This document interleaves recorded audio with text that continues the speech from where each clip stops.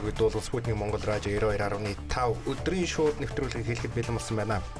За өнөөдөр эфир төлөгч миний би Уланбаяр болон Ууган Цэцэг за эфирийн найруулагчаар Төгөлдөр болон Чин Зоригнаар та бүхэнтэйгээ хамт байцгааж байна. За бүгд нь өдрийн мэнд. За өдрийн мэнд хүргэе. Шинэ 7 өдрийн даваагийн мэндийг хүргэе. За өнөөдөр бид бүхэн зочинтой байгаа 2 сэдвүүрээр ярилцсан. Эхний 1 цагийн хугацаанд зочинтой байгаа. За өргөцсөн зочноо танилцуулъя. Нийслэлийн прокурорын газрын хүний нийтийн ашиг сонирхлыг хамгаалах хэлтсийн хяналтын прокурор Чагдар. Танд баярлалаа хүрэлцэн ирсэнд. За баярлалаа. За бид бүхэн хамгаалсан байгаль бидний ирээдүйн нөлөөллийн арга хэмжээний тухай ярилцахаар нөхөд зочноо ирсэн байнамаа. Нийслэлийн прокурорын газраас тийм 5 жилийн хугацаанд хийсэн судалгааны үр дүн дээрээ ийхүү нөлөөллийн арга хэмжээг одоо санаачлаад цогцоо сарын 29-наас эхэлсэн. Тийм. За энэ арга хэмжээний тухай ярьцлага эхэллээ. За та бүхэн нэг өөрийн арга хэмжээнд оролцуулж байгаад маш их баярлалаа. За прокурорын байгууллагаас байгалийн хамгааллыг бидний ирээдүйг энэ арга хэмжээ зохион байгуулагдаж байгаа энэ ажлын ягаад энэ ажил арга хэмжээ зохион байгуулагдахаар болов талаар та товч мэдээлэл өгье гэж. За Монгол Улсын засгийн газрын 2026 оны 3 сарын 11-ний өдрийн 73 дугаартай тогтоолоор Монгол Улсын нэгдсэн үндэсний байгууллагын хүний эрхийн зөвлөлөөс ирсэн зөвлөмжийг 2026-аас 2030 оны хооронд энэ төлөвлөгөө хэрэгжүүлж ажиллахтай холбоотойгоор ажиллаж байгаа. За Монгол Улсад гэмтэргээс урдсан зэрлэг ажлыг зохицуулах зөвлөлөөс 2026-аас 30 оны хооронд зохион байгуулах гэмтэрэг зөрчилдөөс урдсан сэргийлэх мэргэжлийн байгууллагуудад мэргэжил арга зүй удирдлагаар хангах гэмтэрэг зөрчилдөөс урдсан сэргийлэх ажлыг зохион байгуулалттай холбоотой ажлыг хийж хэрэгжүүлэхээр Улсын ерхий прокурорын газрыг төлөвлөмж тусгасан байна. За энэ ажлын хүрээнд прокурорын байгууллагаас хүрээлэн орчин нисээд гэмтэрэг зөрчилдөөс урдсан сэргийлэх чиглэлээр нийтдээ нэг сүүлийн 5 жилийн хугацаанд ямар ажил арга хэмжээ зохион байгуулав, ямар үр дүнд хүрв талаар ийм судалгаа хийсэн байна. За судалгааны үр дүнд нийтдээ өнгөрсөн хугацаанд 4105 гэмтэрэг гарсан байна. 5 гэмтэрэг гарч бүртгэгдэж үүнээс 2333 хэргийг шүүхэн шилжүүлж илрүүлсэн байна. Энэ нөгөө судалгаагаар 5 жилийн судалгаагаар бичсэн тийм ээ? Тий, 5 жилийн хугацаанд гар байгаа юм. За ингээд энэ гэмтэргээс хэргийн дийлэнх холбоо буюу 41.1%-ийг хууль ёсоор мод бэлтгэх гэдэг гэмтэрэг эзэлж байна. За 31.4%-ийг хууль ёсоор ашиглалт малтмал олборлох. За 11.1% нь хууль ёсоор ан агнах, 8%-ийг байгалийн ургамлыг бэлтгэх төрлийн гэмтэргүүд эзэлж байгаа. За ховор нандаа ургамлыг одоо тий, ховор болон нэн ховор ургамлыг бэлтгэсэн гэдэг энэ төрлийн гэмтэрэгт бүртгэгдсэн байна. За хүрээлмийн орчин эсрэг гэмтэрэг газар нутгийн байршил, байгалийн нөөцийн тархалт, цаг хугацааны хувьд харилцаа адилгүй үйлдэгдсэн байна. Тэгэхээр зэрэг үйлдэгдсэн гэмтэргийн нөхцөлийг бид нар судлаад аваад үзэхээр хууль ёсоор мод бэлтгэх нь болохоор зэрэг Монгол орны ойн бүс нутаг болох Хөвсгөл, Сэлэнг, Булган, Арангаа нутагт энэ хууль ёсоор мод бэлтгэх төрлийн гэмтэрэг модорхог нутгуудаар тий ойн бүсийн энэ төрлийн хэрэгүүд илүү олон бүртгэгдсэн 3-аас 5 дугаар саруудад энэ гэмтэргүүд бүртгэгдсэн байна. За хууль ёсоор ашиглалт малтмал олборлох төрлийн энэ гэмтэрэг ашиглалт малтмалын нөөц, байгалийн тархалт тасаа шалтгаалаад бас орон нутгийн хувьд бас ялгаатай ахаар үлдэгдсэн байна. Тэгэхээр зэрэг энэ дээр бол Үүрхангаа, Дормгов, Говьалта, Сэлэнг гэх мэт энэ аймагуудад энэ төрлийн гэмтэргүүд үлдэгдсэн байна. Тэгээ үлдэгдсэн цаг хугацаагаар наваад үзэхээр зэрэг 6-аас 8 сард үлдсэн байна. Тэгэхээр зэрэг одоо яг нөгөө бидний яг амралтын үеийг цаг хугацаагаар магадгүй юм хууль ёс үйлдэл үйл ажиллагаа явуулдаг байна. Олны анхаарлын сарнсан үеэр гэдэг юм тийм. За хууль ёсоор ан агнах гэдэг нь байгалийн өрмөц тогтцтой. За ховор болон нэн ховор амьтны тархалт олноор байгаа ховд, булган, баян үлгий зэрэг Хөвсгөл зэрэг аймагуудад энэ төрлийн гэмтэргүүд үйлдэгдэж байна. 12 сараас дараа оны 2 сарын хугацаанд энэ төрлийн гэмтэргүүд үйлдэгдсэн байна. За байгалийн ургамлыг хууль ёсоор бэлтгэх гэмтэрэг бүс нутгийн онцлогоос шалтгаалаад ховор болон нэн ховор ургамал хаана ургадаг тэр газар бас үйлдэгдэж байгаарсан байна. За энэ дээр бол Сэлэнг, Дорнод, Булган аймгийн нутгуудаар 9-11 саруудад үйлдэгдсэн байна. За сүүлийн 2 жилийн хугацаанд шүүхээр шийдвүүлсэн хүмүүс байна. Шийдвүүлсэн хүмүүсийн тоо. За 1228 хүнийг шүүхээр шийдвүүлж 18 хуулийн этгээдэд ял эрүүг хариуцлага оногдуулсан байна. Тэгэхээр шүүхээс оногдуулсан ялын төрлөөр нь аваад үзэхэд 54.3% нь торох ялаар шийдвүүлсэн. Торох ялаар шүүх шийдгэсэн. За 33.1% нь хорих ял оногдуулахгүйгээр тэнцэж албадлагын арга хэмжээ авсан байна. За 12.6% нь нийтэд тусдаа ажил хийх ял. За 1.6% нь хорих ял оногдуулсан.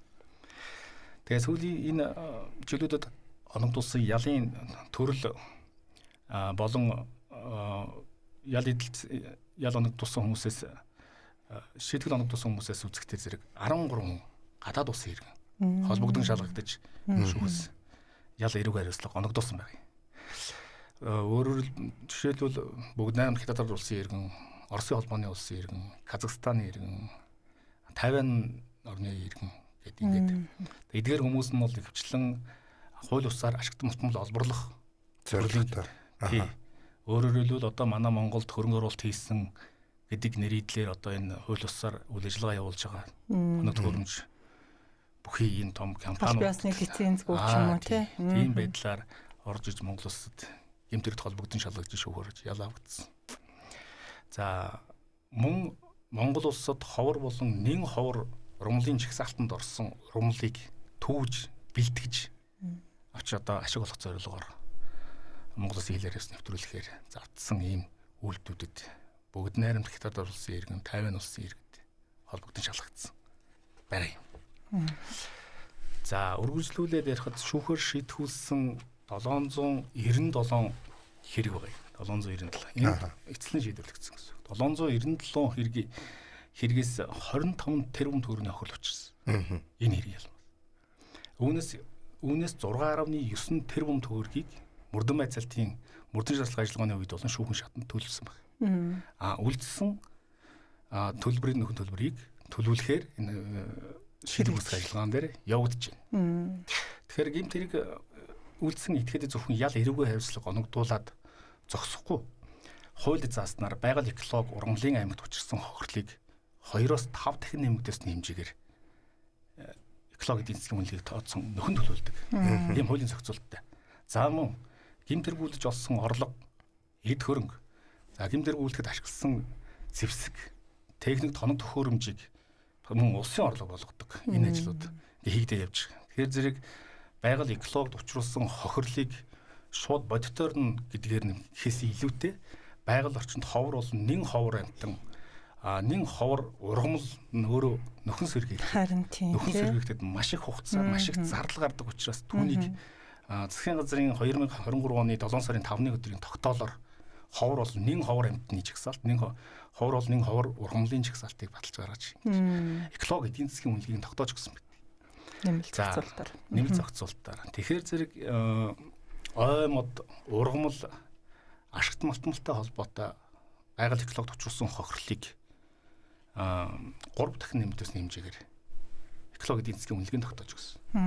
За амтан ховор болон нэн ховор амтныг устгасан тохиолдолд тухайн амтныг нөхөн төлбөрийг 2 дахин нэмэгдсэн хэмжээгээр. Гэхдээ ер нь бол бага тийм ээ. Тий, энэ бол одоо бүр маш бага. Тийм. Тэгэхээр бага мөртлөө дахиад нэг ийм үр дагавар гарна. Юу гэхээр зэрэг ургамлыг хэрвээ одоо ингээд түүхэд бэлтгэсэн устгасан тохиолдолд тэр ургамлыг эколог эдийн засгт учирсан хохирлыг 5 дахин нэмэгдсэн хэмжээнд харах. Хохирлыг тооцдог. Тэгэхээр энэ ургамл өөрөөр хэлбэл 1 метр квадрат талбайд ургасан тэр хүмүүсийн хөвчөнд өгөөд байгаа дэргүр гэж ургамал 1 квадрат метр түүгээ авсан тентхийн тэр газар ийм хэмжээний 80%-ийг нь зөвлжүүлж байна гэж ингэж үздэг. Тэгэхээр зэрэг энэ өөрөө ургамал өөрөө байгаль ямар хэрэгтэй ургамлыг хүмүүс эмийн ургамал нэрийдлэр түүгээд байгаа юм бэ гэж. Тэгэхээр зэрэг аливаа асуудал дээр энэ зохих зөвшөөрөлгүй хууль ёсоор бэлтгэсэн гэдэг асуудал нь зохих зөвшөөрөлтөй хугацаанд нэгт бэлтгээгүй. Хоёр зохих эрх бүхий албан тушаалтнаас эрх бүхий байгууллагаас зохих зөвшөөрлийг аваагүйгээр ингэж бэлдэж байгаа асуудал байна. Ер нь ингээд бид судалгаан сараад өнгө үзэхдээ зэрэг зөвшөөрөл автсан байгууллагууд бас байна. Зөндөө хүмүүс. Зөвшөөрөл автсан мөртлөө зөвшөөрлийнхэн хэмжээг хэтрүүлэнгүүт тэр нь хууль ёслол явж байна. Зөвшөөрөгдсөн хугацаанд бас аваагүй. Хийгээгүй тохиолдолд одоо тэрийг түүгээгүй, бэлтгээгүй, модыг одоо бэлтгээгүй тохиолдолд тэр нь өөрөө хууль ёслол. Тэгэхээр ихний нөгөө бааз суурь нь тухайн газруудад бол байгаад байна шүү дээ. Гэтэл тэрнийг зохих тогтоосон хугацаанд нь зохих зөвшөөрлийнх нь хэмжээнд нь тааруулж бэлтгэдэггүй, агандаггүй гэс болоод энэ гэмт хэрэг зөрчилд их холбогдож байгаамаа. Энэ одоо 25 дээр бүн дөрвний хохирол учирсан 9.1 хэдийн төлөвлөсөн байна гэд ярьж байгаа. 6.9 гэхээр нэг ойролцоогоор нэг 19.8 тэрбумны одоо юм алдагдaltaй гэх юм уу одоо энэ нөгөө төлөгдөгөө явж байна гэхээр энэ өөрөө одоо юу гэдэг яг харьцуулаад үзвэл бага л та харагдаж байгаа. Гэхдээ нөхөн төлөвлөхөд ерөөхдөө ямар хүндрэлүүд ерөөхдөө бол гарч ирээд байгаа. За энэ дээр би зүгээр нэг жишээ дурдж хэлье. За хээрийн төмөр гарч байгаа. Хээрийн төмөр өөрөөр хэлбэл 100 аймагуудаар Дорн Сүхбаатарын нутаг дэвсгэр дээр хээрийн төмөр гарах. Айлын одоо яндангаас очилдогч байдаг юм. Тийм ээ. За ингээд өндөр үүстэй газараар явж исэн автомашины яндан улааснаас болж тэрнээс үүсэж ассан гал. За энэ хээрийн төмөр бол ерөөсөн нүд өрмөхийн зур хэдэн 100 гаагаар нь шатаадаг. Төмөрд. Тэр газар дээр байгаа айл, өрх, машин, тоног, төхөөрөмж бусад бүх зүйл хормын дотор шатаж байгаа. Тэгэхээр энэ энгийн иргэд өөрөөр хэлбэл санамсар болгоомжгүй үйлдэл болмоос ингээд байгаль экологид бод ингээд тохирол учруулж байгаа.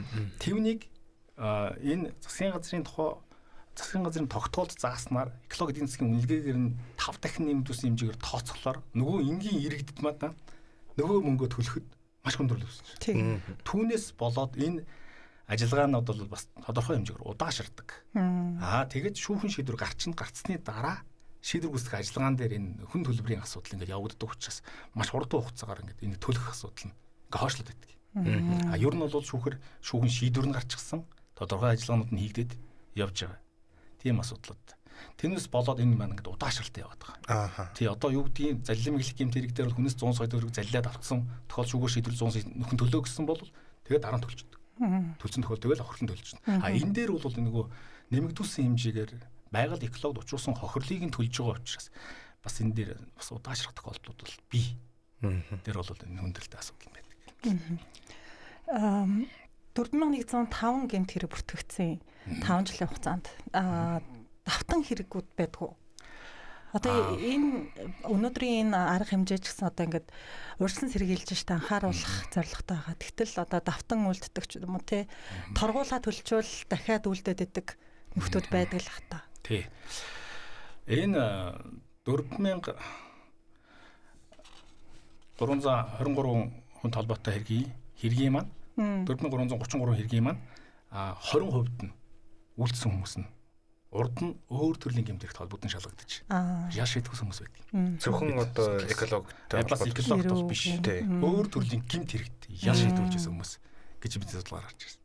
Тэгэхээр зэрэг энэ төрлийн гэмтэргийг үйлдсэн дахин гэмтэрэг үйлдээд ингэх юм бол хүндрүүлнэ. Өөрөөр хэлбэл урд нь бол 20-оос өөр төрлийн ял оногдуулаад торгож исэн бол дараагийн тохиолдол дээр 20 хэл оногдуулж байна.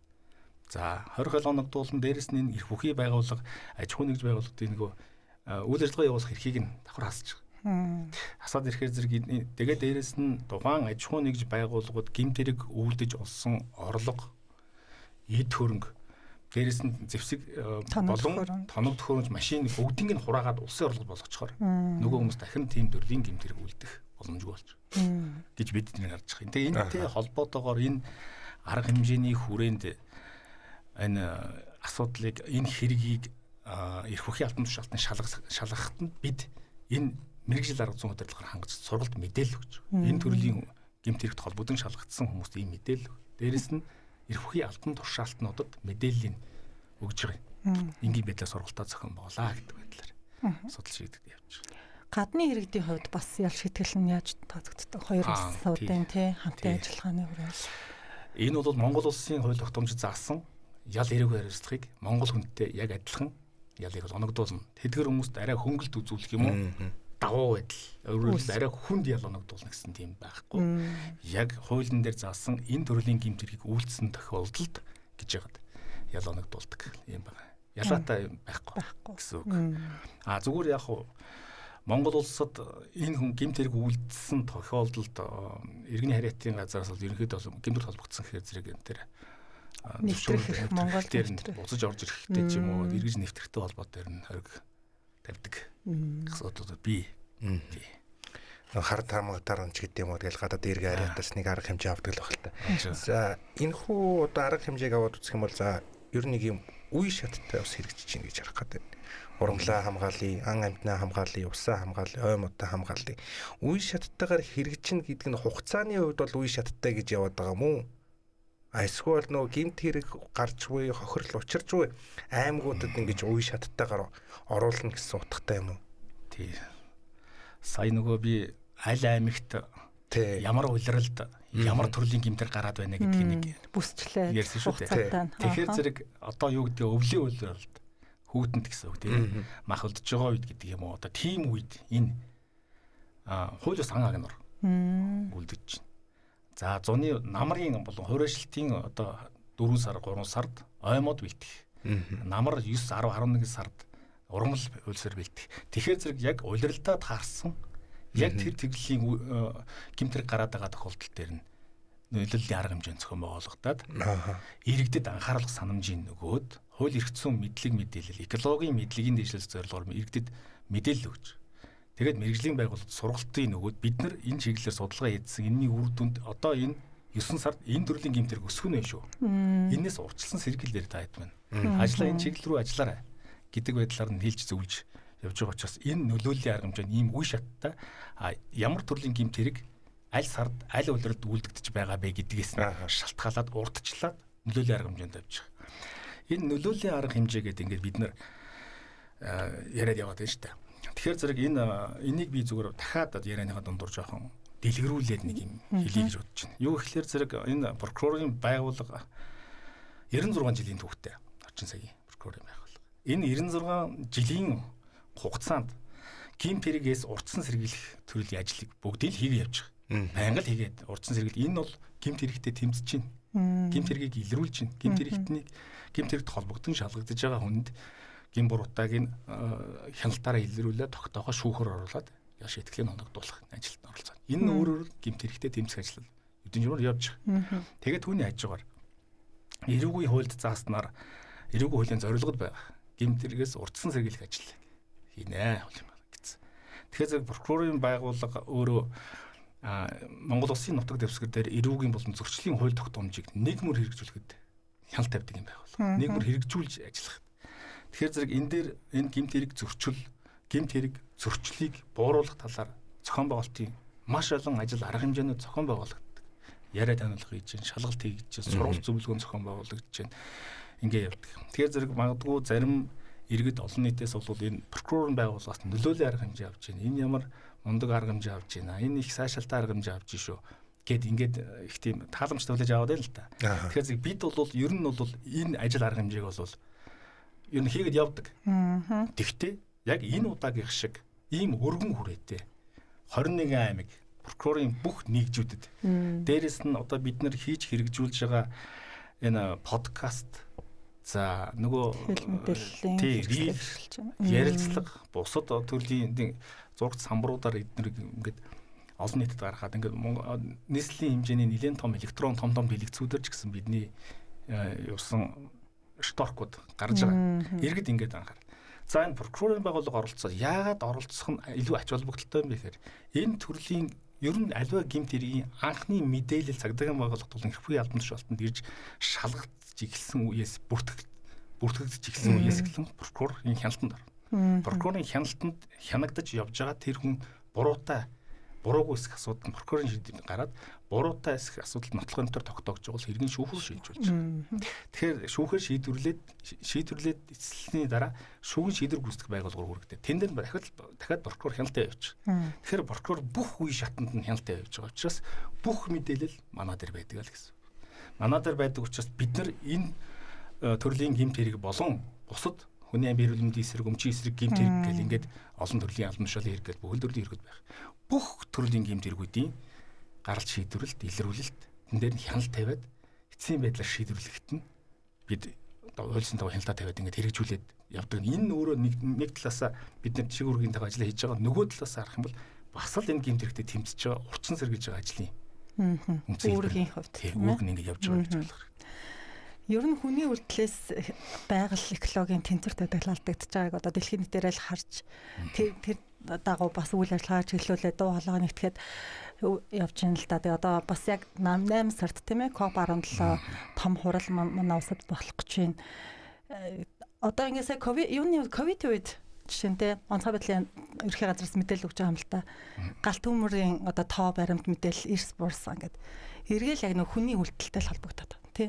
Тий, ерөөсө байгаль экологид учруулж байгаа хохирол одоо байгаль өөрөө байжгаад тэндээсээ санамсруулах зүгээр одоо юу гэдэг ил байсан шилж байд юм уу эсвэл аянгаас болоод энэ галт төмөр гарч байгаа нь маш ховор. Маш ховор.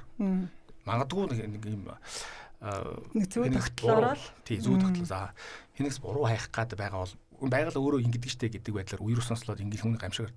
Үгүй тэрнээс гадна хамгийн дийлэх болох нь хүний хууль бус буруутай үйлдэл нэг хоёрт нь шунхаан зорилгоор ашиг олох зорилгоор энэ байгалийн энэ үнэтэй ховор дахин сэргийгдэхэд маш их цаг хугацаа ордог энэ байгалийн баялагд шунхаан сэдэлтээр ашиг олох зорилгоор ингэж халдаж байна л да. Тий. Тэгэхээр зэрэг энэ төрлийн гэмт хэргийн ард маш их хохирол учирдаг учраас энийг бид энэ яраас явж байгаа. Магадгүй мэрэгжлийн бол зөндөө явж байгаа л да. Явж байгаа. Гэхдээ энд бид оролцоод явж байгаа нь бол маш их ач холбогдлыг агуулж байгаа. Энэ хэргийн шийдвэрлэлтийг, хэргийн илрүүлэлтийг, яш шийдэглийг иргэд олон нийтэд таниулж байна л да. Хуулийн дээр одоо ингээд 2015 оны эрүүгийн хуулийн дээр заасан заалтан дээр ял ариугүй хариуцлага тодорхой заагаад өгсөн байна. Гэхдээ энийг бид энэ нөлөөлийн арга хэмжээний хүрээнд та бүхэн болгоомжгүй болон санаатайгаа энэ төрлийн гэмтэр гүйлдэх юм. Ийм төрлийн ялтай шүү. Торох ялтай шүү гэдгийг л олон нийтэд таниулж байгаа. Тэгэхээр зэрэг иргэдэд одоо хүн хэлхээс нааш гэдэг шиг аливаа асуудлыг хэлж харуулж ижил бас болдог тийм ээ. Жишээлбэл одоо өмчлөг хэсгийн эрхийн эсрэг гэмт хэрэг хүний амь эрүүл мэндийн эсрэг дээр бол иргэд хоорондын асуудал болоод байна шүү дээ. Хохирлоо тэр хүмүүс хохирсон хүмүүс маань хохирлоо тэгж шаардж байгаад ингээд төлөвлөлцдөг. Байгаль экологид учирсан хохирлыг хэн төлөвлөв? Тэний яраас хэн хөөцөлдөг? Мэргэжлийн байгууллагууд үзэлтэй. Бид нар энийг харж байгаа учраас бид нар энэ дээр нь шаардж нөхөн төлөвлөж байгаа. Учирсан хохирлыг нь тэр 2-5 дахин хэмжээний төгрөг нь экологийн эзэн хэмжээнд тогтоогдсон тэрийг нь төлөвлөх арга хэмжээ авч байна. Иргэдэд та нар энэ ямар үйлдэлээс болоод энэ гэмтэрэгт холбогдсон шалгагдаад байна вэ гэдгийг энэ анхааруулж хэлж байгаа. Тэгэхээр зэрэг ашиг олох одоо тэгээд ашиг олох нь одоо юу гэдгийг хууль ус олборлол ашигт малтмал олборлолтой холбоотой асуудал төр мэдээж техник тоног төхөөрөмж нэлээ их тийм том байдлаар хөдөлдөг. Тий. Тэгэхээр зэрэг энгийн иргэд энэ хош модны самар түүх тийм ээ. Дэрүүж иргэр яах. Эсвэл одоо юу гэдэг энэ ховор нөгөө шилүүс баавга хавтгай гэд ингээд нэг ийм ховрд боцогдож байгаа амьтдын маань буудаж ороогод арьсын болон түүний түүхийн идийг авч ашиглах зорилгоор ингээд ашиг олох зорилгоор яваад ингээд орхичд. Түүний энэ мэрэгжлийн байгууллагууд нь илрүүлээд тэгээд прокурорын хяналтанд авч прокурор энэ шүүгээр шийдвүлээд тэгээд энэ асуудал ийм факт бай шүү. Энэ асуудлыг та бүхэн онцгой анхаараарай. Та нарын хэрэгцсэн байдал ийм байдлаар ингээд ордох нь байна гэдэг байдлаар нь бас иргэдэд анхааруулах, санамж зөвлөмж өгөх асуудлууд манай байгууллагаас нэлээдгүй болон хэлбэрээр хийж байгаа. Тэгэхээр зэрэг бид судалгаа хийгээд үзсэн дээрэс нь энэ 797 хэргийг шүүхэр шилжүүлээд шийдвэрлүүлсэн 25 тэрбум төгрөгийн хохирол учирсан байна гэдэг ингээд ярьж шүү дээ. Тэгэхээр энэ тодорхой тоог ирэх одоо бидний энэ ажил арга хэмжээ маань 2026-аас 2030 оны хооронд нэгдсэн үндэсний байгууллагын нэгдсэн үндэсний байгууллагын хүний эрхийн зэрүүлсэн зөвлөмжийн хэрэгжүүлэх ажлын хүрээнд 2026-аас 30 оны хооронд нэлээдгүй эрчимтэй явагдах юм. Гэхдээ ер нь бол цаашдаа энэ ажил ерөөсөө нэг хэвийн болоод явах нь үргэлжлээд явагдана. Тэгэхээр зэрэг судалгаагаар тогтоогдсон гэмт хэрэгт холбогдсон шалгагдсан хүний тоо Экологи эдийн засагт учруулсан хохирлын тоо зэргийг мэдээж ирэх жилүүдэд бууруулах. Нуугдмал болон илрээг байгаа эргүүдийг илрүүлж нөхөн төлөвлөх, тухайн гин буруутай хүнд эргүү хариуцлага ялыг оногдуулах, төлөгдөөгүй хохирлын төлөвлөх, дээрэс нь хэрэгсэхгүй болсон буюу хаагдсан хэрэгүүд дээр төр нийтийн эрх ашиг зөрчигдсөн, тэнд үлдсэн байгаа хэрэгүүд байвал тэндээсээ төр нийтийн эрх ашигыг хамгаалах зорилгоор нэхэмжлэл бичих. Төрийг хохирлгүй болох, байгаль экологийг сэргийх энэ ажлуудыг эрчимтэй зохион байгуулахаар ажиллаж байгаа. 2026-аас 2030 оны хооронд энэ ажил арга хэмжээ бол маш эрчимтэй явахаар урдсан байдлаар бид төлөвлөгөө гаргаж байгаа. Тэгэхээр энэ судалгаанууд бол өөр төрлөөр мэдээж судалгаанууд бол хийгдэнэ. Судалгааны үр дүн дээр үндэслэж цаашид хийх ажил арга хэмжээгээ тодорхойлоод ингээд явдаг. Энэ ажлын хүрээндээ цаашаа үргэлжлэе явах. Ярилцлагын эхэнд та бас одоо энэ төрлийн гэмт хэрэгт холбогдсон хүмүүсийг ямар одоо төрлөөр яа шийтгэл оногдвол тэгээд тайлбарласан шүү дээ. Хувьтай нь торгуулих байна, зөрчлөх байна, гэмт хэргийг за тэгээд албадлан ажил хөдөлмөр эхлүүлэх те. Зөрчлийн гэхээр бас магадгүй одоо санамсаргүй тэр хуулийг мэдэхгүй өөрөө нэг ашиг олчихж гэж бодоогүй тийм одоо хүмүүс зөрчлийн гэмт хэргийг үүсгээд байна. Энэ ялгаануудыг бас тайлбарлаж өгөх. Нэг юм буруу ойлголт гээд ярих юм бол иргэдийн дунд одоо яг үгүй нэг мог тогтолцвол юу ч болохыг эсвэл нэг загас барьчингууд ингээд голын яавал гэж гээд нэг юм энэ ч яг ганц манайх гэхээс илүүтэйгээр ерөнхийдөө хүмүүс донд байдаг л ойлголт л тоо. Тэгэхээр энэ зүйлээс нь илүү тайлбарлаад явах юм бол за гэмт хэрэг гэдэг нь одоо эрүүгийн хуульд заасан, эрүүгийн хариуцлага ял оногдуулахар заасан төлөвлөлтийг хэлж байгаа. Өөрөөр хэлбэл хүний амбийн эрүүл мэнд, байгаль экологид учруулсан их хэмжээ болон үлэмж хэмжээний хохирол учруулсан болвол гэмт хэрэг тооцож. За энэ зөрчлийн гэмт хэрэг бидний судалгаагаар гаргад үзэхээр зэрэг 7521 зөрчлийн хэрэг өнгөрсөн хугацаанд үйлдэгдэж бүрдэгдсэн байна. Бүрдэгдсэн. Энтэй холбоотойгоор нэвчлэн хүмүүс амьтны тухай хууль зөрчлөлийг их үлдэж байна. Ойн тухай хууль зөрчил үлдэж байгаа. Газрын хэвлийн тухай хууль зөрчил, ашигт малтмлын тухай хууль зөрчил, түгээмэл даргацтай ашигт малтмлын тухай хуулийг зөрчихийн зөрчлүүд нэлээд их үлдэж байгаа. Тэгэхээр зэрэг энэ ойн тухай хууль болон ургамлын тухай хууль гэдэг ингэхээр зэрэг энэ иргэд маань энэ гаргаж байгаа зөрчил маань эрүүгийн хууль зааснаар бол зөрчлийн хүнд харьцангуй бага. Үлдэгдсэн гэмт хэрэг зөрчлийнх нь шалтгаан нөхцөл хор уршиг нь эрүүгийн эрхээсээ арай бага байдаг. Тэгвэл маш их олон өндөр тоогоор энэ зөрчлүүд үйлдэгддэг. Тийм байна. 7000. Жишээлбэл одоо усаа бохирдуулж байгаа бол одоо нэг үйлдвэр тийм ээ. Бохир усаа цэвэр усны одоо урсж байгаа урс руу гойжуулах тийм ээ. За хог хаягдлаа байгаль орчинд хог хаягдах. За хашаа хороогоо янзалж байхдаа хажуу талын нэг модыг огтлоод хажуудсан гаргаад тавьчих. Ойн тухай хууль. Тэгэхээр ойн тухай хууль тогтоомжийг энэ дээр зөрчиж зөрчил. Тэр хүн бол тэнд ашиг болох гэдэг юм биш. Тэгвэл ойн тухай хуулийг зөрчөөд ингээд юм. Өвс ногоо ургамлыг бол бас зөвшөөрлөг яригдахаас гадна тэрийг бас л ингээд өөрийнхөө амьдралын таатаа нөхцөлийг бүрдүүлэхэд тэнд байгаа зүйлийг холдуулах, цайлуулах, устгах байдлаар хийж байгаа. Энэ зөрчил. Энэ зөрчил зэрэгтэй холбогдож байгаа хүмүүс 7521 зөрчил толбогдсон шалгагдсан байна. Энэ дээр бол одоо зөрчлийн албадлагын арга хэмжээ оногдуулдаг. Тэр зэрэг тухайн хүнд торгуулийн ял оногдуулаад, торгуулийн шийтгэл оногдуулаад тухайн зөрчлийг өгүүлдэхэд ашигласан эд зүйл.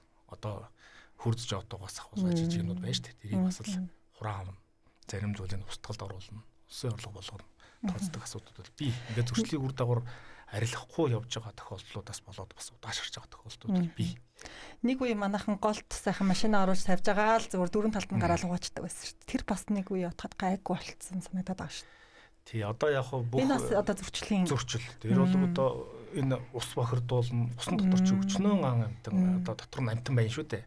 Амтны аймаг, усны амтны аймагт хохирол учруулж байна, бохирдуулж байна. Тэгээ тэр машиныг угаахад мэдээж бодис орно. Бодис орохоор зэрэг тэнд байгаа амтан тэнцвэртэй байдал алдагдсан. Тэнцвэртэй байдал алдагдахаас гадна тэгээд тэр усны чи урсж явсаар хагаад ер нь дахиад олон амтан олон ч хооллох услах юм биш үү те. Энд нэг хохирол учруулдаг. За энэ нэгт машин усруу орж угаадаг асуудал бол харьцангуй нэгт багассан. Иргэдийн хууль эрх зүйн мэдлэг тодорхой хэмжээгээр агсан байж болно. Нөгөө талаасаа энэ хотчлолтой холбоотойгоор одоо голын ой савыг бол ерөнхийдөө бас тийш шууд машин нэвтрээд орох боломжгүй нөхцөлөд би иргэд одоо ланцаагаа шууд ороод угаагаад байдаг. Хожим бол одоо ингээд туул голын иргээр оруулаад машинаа голдон зогсоож угаадаг байсан. Энэ одоо ингээд иргэн тойроо одоо онцгой ерөнхий газар цагдаагийн байгууллага банк иргэн шалгалт хийж байгаа. За энэ хээр хөдөө орон нутагт бааж байгаа тийм усны дээр хохирол учруулж байгаа тохиолдлууд бол цөөн бүртгэгдсэн байгаа. Зөрчлийн иргэдэд байгаа. Гэтэ харьцангуй бас иргэд маань ус руу одоо ингээд бохир юм оруулж болохгүй. Цагаан сүү тусааж болохгүй гэдгийг бас манай Монголын улсын иргэдүүд бас харьцангуй сайн мэдэн шүү дээ. Бас уламжлалаа бас дагдаг. Манай Монголын ард түмэн бол бас байгаль орчноо хамгаалдаг, хайрладаг, энэ бас уламжлалаа дээдэлдэг ард түмэн. Тийм учраас одоо энэ усаа сайхан хамгаалж байна, ой молдоос хамгаалж байна. Хэдийгээр ингээд энэ сайхан арга хэмжээ зохион болгохын хажуугаар иргэд бас цөөн хэдэн тооны хэдэн нөхдүүд мэдээж бас нэг ашиг олдчих. Энийг санаатаа санамсруугаар ингээд хөлөвчлүүл тэр нь хэрэгт холбогдоод л ингээд асуудал ерөнхий асуудал их байна. Эндээс л урдсан сэргийлж тавина гэдэг асуудлыг бид яриад байгаа. Тэгээ одоо амралт зугаалгын яг улирал ирж байна л та. Тэгээд наандаж идэж уух одоо тортой зүйлээ авч яваад буцаад манайх нь яг тийм суурсан тэ буусан газараа хогоо үлдээгээд явдаг чинь л эргээд бас байгальд хохирол учруулж байгаа зөрчлийн бас нэг хэлбэр. Энэ бол одоо бүр нийтлэг гарч байгаа зөрчил. Одоо ямар сандаа байгалаа хамгаалах энэ үйл саянд одоо бүгд нэгдэцгээе гэдэг манай олонний танил иргэд маань энэ арга хэмжээнд маш их оролцож байгаа. Эдгээрийн дунд нэг подкаст юун дээр рил дээр орсон бас хогоо хайсан. Хогоо аваач гэдэг нэг хүн. Ер нь бол хүн яг тэр аливаа аялал зугаалгаар явж байгаа хүмүүс бол тэр аялал зугаалгаар явахдаа ашигласан хоол унд эд зүйлүүдээ буцаагаал аваад явах хэрэгтэй. Байгаль шингэхгүй. Одоо шил бол одоо 300-аас 400 жил болдог гэж байгаль дээр. Тэнд мэдээж шингэхгүй учраас тэр байгалыг л бохирдуулаад хохироогоо иргэн тойрны бүх газрын хөрсийг л бохирдуулаад өгчүүлнэ шүү дээ. Тэр ямар чийг татах юм биш. Дахиж ургах юм биш. Шил хуванцар байна. Галгар уутнууд байна. Эдгээр бол маш хортой, маш аюултай. Тэр орчмын газрыг өгчүүлдэг, зөвлөжүүлдэг. Монгол улсын нийт нутаг дэвсгэрийн 7% нь ой бүс байж. 70% нь цөлжүүд газрын доройдолд орцсон байна. Зингээ судлаа хийж байгаа. Энэ бол одоо манай Монгол улсын нутаг дэвсгэр хэсэлүүдтэй дэлхийн нийтэд бас нэг хэсэг учраас бас энийг хамгаалахын тулд манай дээрээс зөвлөмж ирүүлсэн байх нь шүү дээ. Тэгээ энэ зөвлөмжийг бид нэр хэрэгжүүлж ажиллахын тулд прокурорын байгууллагын дээр санаачлагтай манлайлах байр суурьнаас ингэж оролцож байгаа маа. Тэгээд энэ дээр л тодорхой маш их олон үр дүн гарна. Эерэг үр дүнгууд маш их гарна. Маш олон иргэд анхаарал тавина. Одоо чих тавина гэсэн.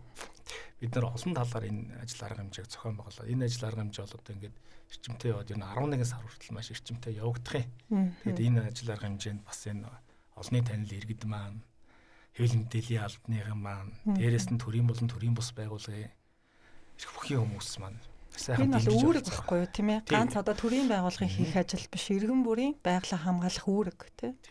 Гэмтэрэг зөрчөөс урдсан сэргийлэх тухай хуульд заасан баг.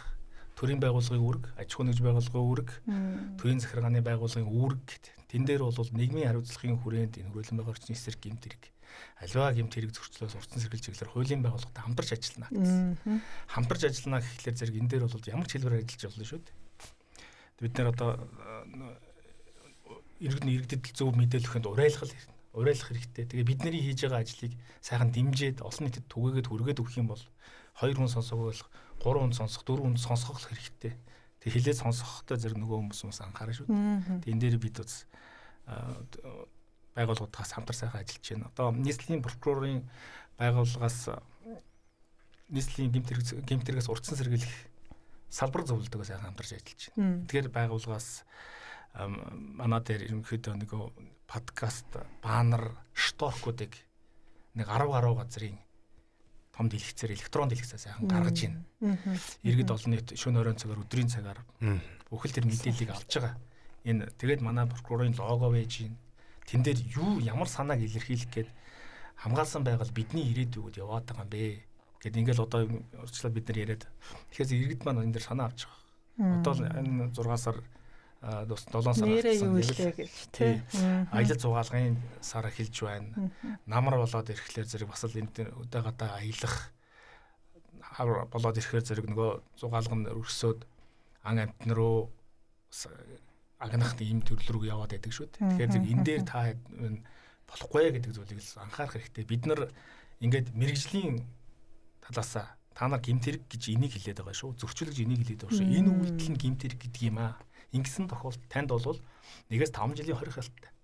Зорчихыг хязгаарлах ялтай. Эд хөрөнгө зүйл нэг гимтэрэг гүйлдэхэд ашигласан зүйл чинь бүгдийг хураагаа авчдгийн шүү гэдэг мэдээллийн бүгдийг нэгд өгөөд ирэхээр иргэдмэн нэгэн бодох хэрэгтэй. Тэгээ бид нар мэрэгжлийн талаас нэгт хэлж байна. Хоёрт шашны байгууллагаас ганнагчлалын хийдийн ламнаар бас тодорхой хэмжээгээр энэ байгаль орчинтойгоо зөв зөвхөстэй харьцах. Иргэд маань энэ байгалаа яаж хамгаалахын гэдэг талаар бас мэдээлэл өгч байгаа. Бид нар олон чиглэлээр олон суугаар хүмүүс бас хүрэхээр зорж байгаа. Салбарын хавьяалж зорж байгаа юм. Иргэд маань хүүхдүүд маань бас энэ дээр бас анхаарах хэрэгтэй. Одоо тэгэл ус мод энэ нэг үг байдаг шүү дээ. Байгаль амьтай бүхэн хөдөлж гин, амьгүй бүхэн эзэнтэй гэдэг тийм. Эзэнтэй гэхлээр зэрэг тэнд мэдээж одоо бид нэг шашин талаас нь лус авдаг гэхээс илүүтэй одоо би бол шинжилгээ ухааны талаас нь хэлж байна. Энэ бол төрийн мэдэлд байгаа бүх юм.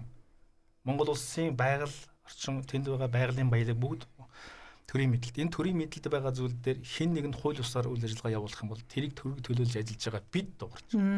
Бид хохирлын төлөвлөхөөр явж байгаа. Бид тэн дээр санаа зовж байгаа. Иргэд маань сайхан санаа зовж байгаа хүмүүс би анхаарч байгаа хүмүүс байгаа. Гэхдээ энэ дээр одоо бас анхааруулж хэлэхгүй болохгүй шүү гэдэг зүйлийг хэлж байгаа маа.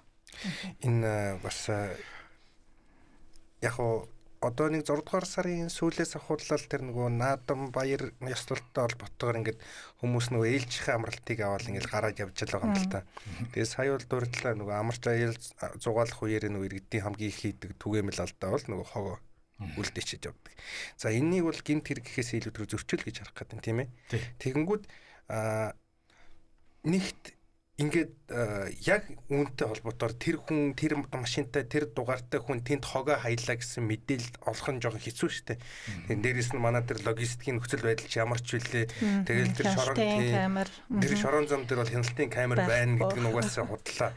Гэхдээ одоо энэ одоо юу гэдэг нь яг тийм тодорхой хэмжээний тоо баримт байдгүй одоо тэр нэг юм хөдөө орон нутгаар аялж явж байхдаа хог хаягдсан хүмүүс байвал тэрэн дээр зөрчил гэж тооцогдоод ингээд бүртгэдэж явсан нэг тоо баримт. За үүнээс гадна ерөөхдөө энэ аян зөвхөн ерөөхдөө нэг хяналт шалгалт гэж хэлэхээсээ илүүтэйгээр илүү иргэдийн боловсрол руу чиглэж гин удаа гэж харах гэдэг. Тэгэхээр зэрэг энд арга хэмжээ бол нөлөөллийн арга хэмжээ. Нэрнээс хавлаад нөлөөл иргэдэд энэ хууль эрх зүйн мэдлэг экологийн мэдлэгийг олгох зорилгоор соён гэгэрүүлэх зорилгоор бид нөлөөллийн арга хэмжээ авч хэл мэдээллээр мэдээ өгөх бусад сургалтаар мэдээлэл өгөх энэ чиглэлээр ажиллаж байгаа мэрэгжлийн байгууллагуудын эрх бүхий албан тушаалтнуудад мэдээлэл өгөх сурвалж зөвлөгөө өгөх эдгээр хүмүүсийн цаашаа иргэдэд дахиад мэдээлэл өгөх байдлаар ингэж шаш шатанда өгж байгаа. За тэр хөдөө орон нутагт хог хаягдл хаягдж байгаа эсвэл одоо энэ байгальтай зөв ус харьцаж байгаа үнэтэй холбоотой асуудал тоо баримт байгаа юу гэж байна. Бүх орон нутагт маань энэ зөрчлийн хэргийг шалгадаг эрх бүхий албан тушаалтнууд бий. Тий. Иргэд маань мэдээлэл өгөх бүрэн нээлттэй боломжтой, хууль зүйн боломж нь нээлттэй байгаа. Нийслэлд болон орон нутгийн гэмт хэрэгээс урьдчилан сэргийлэх ажлыг зохицуулах салбар болон дэд зөвлөлүүд ажилладаг. Орон нутгийн болон дүүргийн, аймгийн ажиллаж байгаа. Эдгээр газрууд дээр төлбөртөө мэдээлэл авах, төлбөр төлж мэдээлэл өгөх асуудлууд бол энэ журам хэрэгжиж байгаа. Тэгэхээр зэрэг хэн нэгнээс айж имэх талаасаа биш, гэмт хэрэг зөрчлөөс урьдчилан сэргийлж чиглэлээ тэнд хууль бус үйл ажиллагаа явуулж байгаа бол тэрийг мэдээлэх үүрэг нь иргэдэд маань байгаа. Өгсөн тохиолдолд тэдгээр хүмүүсийг урамшуулах ийм эрх зүйн төлцөө манай дээр үйлчилж байгаа. Энэ дээр бол иргэд маань тэдгээр талаар бас зөв зүйтэй мэдээлэл авах нь зүйтэй. Та хэд маань одоо бас нэг талаас байгалаа хамгаалж байна. Нөгөө талаасаа тэнд үйлдэлийг таслан зогсооход оролцож байна. Ингээд оролцоод үүргийн үндсэн дээр тэр урдсан сэргийлэх зөвлөлдөр очи мэдээлэлээ энэ худалдаж авч штэ. Мэдээллийг үнэлж гин гэсэн үг. Тэгэхээр энэ дээр бас адилхан төр ажиллаж байна л гэсэн санаа явж байгаа. Тэгэхээр зэрэг энэ юуны орон нутгууд дээр зөрчил үлдэж байгаа тохиолдол төр цагдаагийн байгууллага, байгаль орчны улсын байцаагч нар, шүүхийн албан тушаалтнууд бүгд холбогдох шалгалтыг хийгээд мөн л прокурорын хяналтанд материалыг хянуулад арга хэмжээгээ тооцоолаад зөрчлийн үр дагавраа арилгуулад ингээд явж байгаа. Тэгэхээр зэрэг одоо ингээд бид нар орон нутгаар ингээд одоо хөвсгөлөөрж явдаг юм уу? Булганы тэр аршинд орж явдаг юм уу? Чохор зэрэг ингээл самрууд байж байгаа шүү дээ. Байгалийн хамгааллыг, ихлэгийн хамгааллыг. Авчирсан хог бол аваад буцаагаар хоггүй байгаль гэл ингээл зөндөө явж байна. Тэгэхээр зэрэг бид энэ хоггүй байгаль, хоггүй орчин, энэ хог гэдэг чинь ерөөсөө хүний хэрэггүй гэсэн зүйл гаргаа ийдсэн зүйл байгаа шүү дээ. Тэгэхээр энэ зүйлийг байгальд хайж өрдөөсөө болохгүй. Байгаль дээр шингэх гэж маш их өөртөө маш их хохир учрах гадаа шүү дээ. Тэр хэсэг газар өвчж гин, цүлжж гин. Тэр орчны экологийн систем тэнцвэр байдал алдагдаж гин. Энэ нөхцөл байдалтай ч гэсэн иргэд маань магадгүй тэр хайсан шил дээр нөгөө нарны тусгал гал авалцагч тий. Гал авалцах тохиолдлууд маш их байна. Энэ галтай холбоотойгоор дахиад нөгөө яриагаа өргөжлүүлж хэлэхэд энэ 100 аймагуудаар чинь хээрийн төмөр их гараад байна гэж би ялтар хэллээ шүү дээ. Хэдэн жилийн өмнө Дорндоо аймагт айлын хээрийн төмөр асаад 451 айлын 450 градус галд алдсан шүү дээ. Энэ шүүхээр шийдвэрлэгдсэн. Маш харамсалтай нэг айлын хүний амьнас 2 хүний амьнас сохирж байсан онцгой байдлын албаа хаагч бас галд өртөж ийсэн. Бас галтаа тэмцэж яваад. Хүний хайхрамжгүй, болгоомжгүй үйлдэл улмаас байгаль экологид маш их том хохирол. Хүний амьнасыг тэг хэмжих боломжгүй шүү дээ. Боломжгүй. Тэгээд энэ дээр бол эрүүгийн хариуцлага оногдуулах санкц нь хүртэл хүнд байгаа. Нийт учруулсан хохирлын их хэмжээний хохирол учруулаад хүний амьнас эрүүл мэндэд хохирол учруулсан тохиолдол дээр 20 халаар шийдэж байгаа. Болгоомжгүй үлдэгдсэн хэрэгүүд дээр бол ерөнхийдөө 20-оос өртөлийн ял оногдуулж байгаа. Сүхбаатар, Хинти, Дорндын нутгуудаар хээрийн төмөр асах гэмт хэрэг хамгийн олон бүрдэгдсэн байна. За яг хавар болон намрын үлрүүл дээр энэ цуслангийн газруудаар дээр шар ус шатахтай холбоотой тэр хэсэг газартаа гал төмөр гарсан тохиолдолд маш их бүрдэгдсэн. Дөрвөн байшин. Дөрвөн байшингаас араас яг зэрэгэлдээ байсан хашаанууд байшингууд шатсан тохиолдолд маш их бүрдэгдэж байна. Энэ бол ерөөсөө гал төмөр бол ерөөсөө нүд өрөмхийн зурлал үүсэж байгаа асуудал маш их хохирлыг дагуулдаг. Тэрийг мэдээж хүмүүс санаатаа тавих. Болгоомжгүйгээс болоод ингээд тэгээд маш их өндөр төлбөрт онж. Тэгэхээр зэрэг энэ дээр маш их тийм галын аюулгүй байдлаас их. За гал төмөр, хээрийн төмөр бол ингээд нэг юм хор хохирол ихтэй байх нь. Тэгээд энэ хээрийн төмөр ч нөр учруулсан хохирол нь маш их байдаг учраас хариуцлага бас өндөр. За ойн төмөр гэж. Ойн төмөрд мэдээж энэ аял зугаалгаар явж байгаа хэрэгтэй. Амарж байгаа гал төмөр одоо алдах дээрэс нь хон жунжож явж байгаа шүү дээ. Зугаалаад уулан зугаалж байна. Дээрэс нь тэр самар жимс түүж байгаа хүмүүс чинь ойд. Тэгээд галт хүлээд тэрнийг бүрэн унтраахгүй. Тийм, цоромтой нь л. За унтраахгүй. Ингээд өнгө хэсэг нь шатаа унтарчиж байгаа өнгө хэсэг. Гал бол тэр хөвдөр явдаг. Доошоо 1-2 метрийн зайтай. Ой мод ч нөөр маш олон 100 жил болсон учраас хөвдөх ургадаг учраас. Ой модонд бол ингээд унтраачлаа гэж яваад өгдөг. Гэтэл тэнд гал төмөр бол тэр доошоо цог нь орцсон байдаг учраас ингээд харахад утаа юм байхгүй. Доогор уугаад өөр газараас гал гараад ирдэг. Гартаа газараас.